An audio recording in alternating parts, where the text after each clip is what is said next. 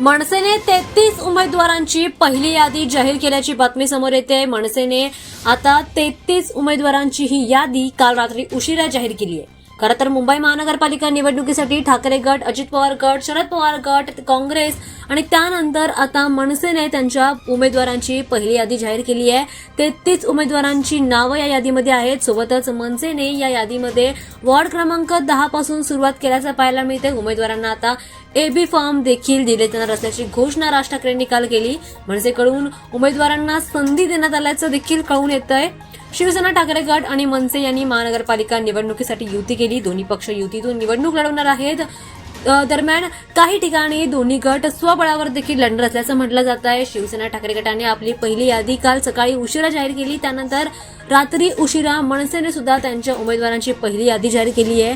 मनसेने इच्छुक उमेदवारांना AB form देखील दिलेत। आता एबी फॉर्म भरायला फक्त काहीच तास शिल्लक राहिलेत। सोबतच मनसेने त्यांच्या पहिल्या यादीमध्ये अमराठी उमेदवारांना संधी दिल्याचं पाहायला मिळतंय। यामध्ये त्यांनी सोनाली देव मिश्रा, सबनम शेख आणि हरिनाक्षी मोहन चिरात या उमेदवारांना त्यांनी पहिल्या 3 जागांमध्ये संधी दिलेली आहे। उर्वरित उमेदवार मराठी असल्याचं देखील सांगण्यात येत आहे। आज उमेदवारी अर्ज दाखल करण्याची शेवटची तारीख आहे। फक्त काहीच तास शिल्लक राहिलेत। त्यामुळे इच्छुक उमेदवारांना अर्ज दाखल करण्यासाठी आता खूपच कमी वेळ राहिलेला आहे। मनसेने आता फक्त 33 उमेदवारांची यादी जाहीर केली आहे। लवकरच ते उर्वरित उमेदवारांची यादी जाहीर करणार आहेत।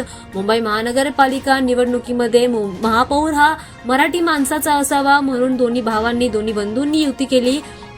आता 15 जानेवारीला मतदान होणार आहे आणि 16 जानेवारीला निकाल लागणार आहे। त्यामुळे मुंबईत महापौर कोणाचं होणार हे पाहणं आता महत्त्वाचं ठरणार आहे।